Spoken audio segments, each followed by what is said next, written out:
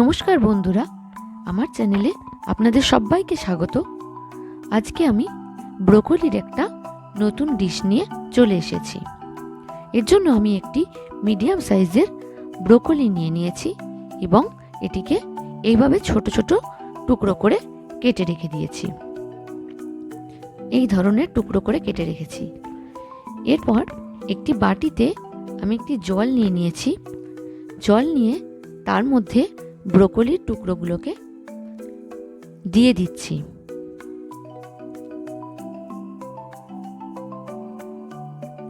ব্রোকলির টুকরোগুলো এর মধ্যে দিয়ে আমি কিছুটা নুন দিয়ে এটাকে ভিজিয়ে রেখে দেব বেশ কিছুক্ষণের জন্য। 10-15 মিনিটের জন্য এটিকে আমি ভিজিয়ে রেখে দেব।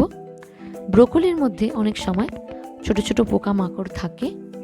এই নুন জল দিয়ে ভিজিয়ে রাখলে সেই পোকামাকড়গুলি বেরিয়ে যাবে।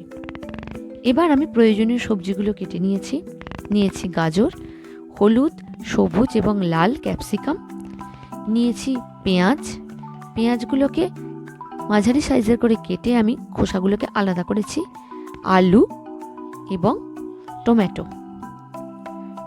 এর সঙ্গে নিয়েছি আমি ঝাল অনুযায়ী কাঁচা লঙ্কা এবং মশলা হিসেবে আদা রসুন বাটা এবং কিছুটা মটরশুঁটি।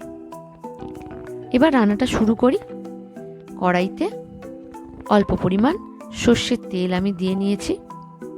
আমি সর্ষের তেল ব্যবহার করেছি, সাদা তেলেও রান্নাটা করা যায়। সর্ষের তেলের মধ্যে ফোড়ন হিসেবে আমি 5 ফোড়ন দিয়ে দিলাম।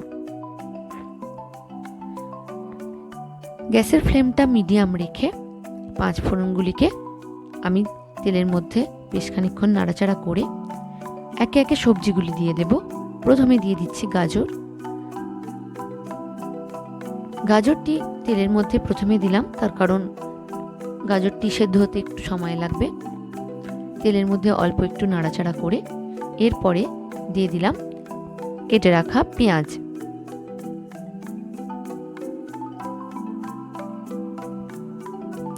এ সময় গ্যাসের ফ্লেমটা কিন্তু লো টু মিডিয়ামে থাকবে।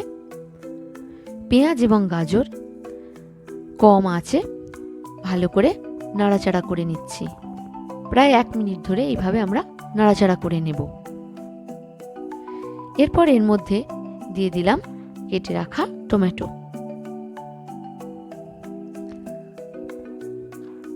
টমেটোটাকেও গাজর এবং পেঁয়াজের সঙ্গে আঁচ কমিয়ে নাড়াচাড়া করব। নাড়াচাড়া বেশ কিছুক্ষণ করার পর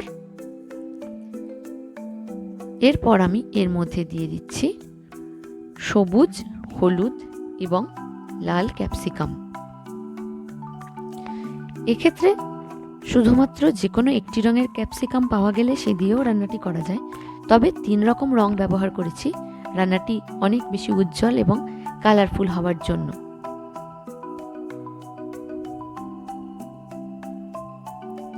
প্রায় মিনিট খানেক লো আঁচে নাড়াচাড়া করে আমি এর মধ্যে দিয়ে দিচ্ছি আগে থেকে বেটে রাখা আদা রসুনের পেস্ট।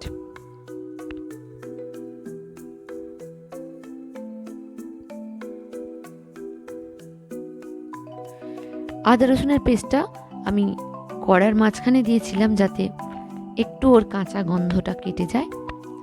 একটু নাড়াচাড়া করে ওটিকে আমি সবজির সঙ্গে মিশিয়ে দিচ্ছি।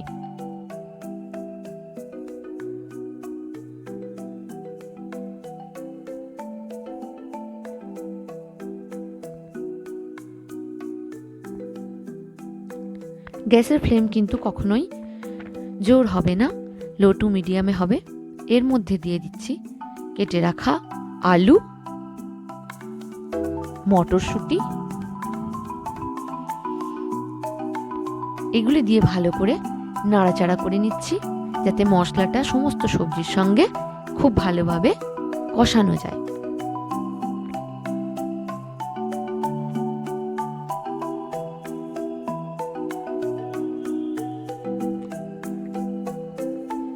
এবার আমি আগের থেকে কেটে নুন জলে ভিজিয়ে রাখা ব্রোকলিগুলি জল থেকে ছেঁকে নিয়ে সবজির সঙ্গে দিয়ে দেব।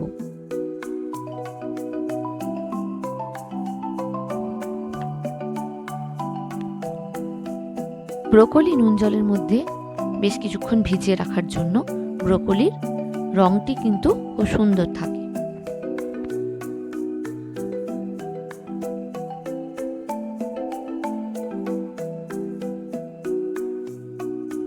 খুব ভালো করে মশলা এবং অন্যান্য সবজি ও ব্রোকলি মিশিয়ে নেব। এবার আমি কাঁচা লঙ্কাগুলি দিয়ে দিলাম। কাঁচা লঙ্কা কিন্তু ঝাল অনুযায়ী দেবেন। আমি বা আমার বাড়িতে ঝাল খুব একটা বেশি কেউ পছন্দ করেন না, সেজন্য আমি কম ঝাল ব্যবহার করি। এরপর দিয়ে দিচ্ছি হলুদ গুঁড়ো। আমি কিন্তু এখনো রান্নাতে নুন ব্যবহার করিনি, তার কারণ নুন ব্যবহার করলেই একটু জল কেটে যাওয়ার সম্ভাবনা থাকে। মশলা এবং সবজিগুলো খুব ভালো করে কষানো হয়ে যাবার পর তবেই আমি নুনের ব্যবহার করব। রান্নাটি করার সময় কিন্তু ক্রমাগত নাড়তে হবে। এইবার আমি নুন ব্যবহার করলাম।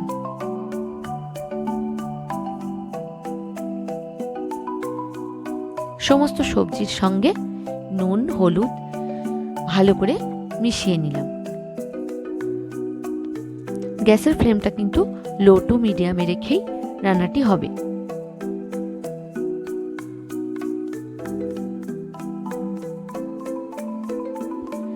যে বাটিতে আমি আদা রসুনের পেস্ট বেটে রেখেছিলাম, সেই বাটিতেই খুব সামান্য পরিমাণ জল দিয়ে ধুয়ে ওই জলটি আমি রান্নাতে ব্যবহার করেছি। এছাড়া আমি অন্য কোনো জল ব্যবহার করব না।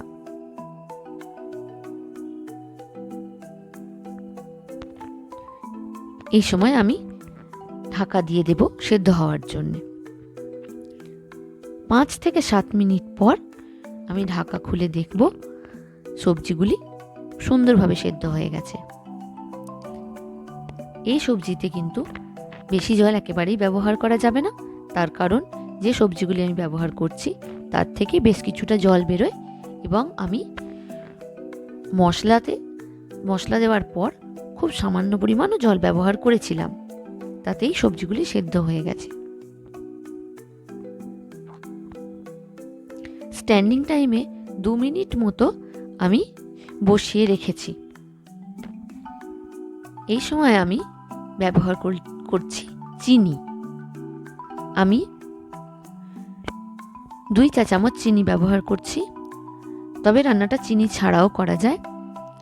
আমার বাড়িতে সবাই একটু মিষ্টি তরকারি পছন্দ করেন, সেই জন্য আমি একটু চিনি ব্যবহার করলাম। আপনারা চাইলে কিন্তু এটিকে বাদ দিয়ে দিতে পারেন। এটি খুব স্বাস্থ্যকর রেসিপি, এবং যেহেতু খুব রঙিন হয়, কালারফুল হয়, বাচ্চাদের খুব পছন্দ হয়। এটি আপনারা কিন্তু বাচ্চাদের টিফিনেও খুব ভালোভাবে দিয়ে দিতে পারেন। আমার রান্নাটি হয়ে গেছে। ব্রোকলির সঙ্গে অন্যান্য সবজি দিয়ে একটি রঙিন সবজি, শীতকালীন সবজি দিয়ে এটি আমরা তৈরি করেছি। রুটি বা পরোটার সঙ্গে, বা এটি শুধুও পরিবেশন করতে পারেন। আশা করি আমার ভিডিওটি ভালো লেগেছে। সকলে পাশে থাকুন। ধন্যবাদ।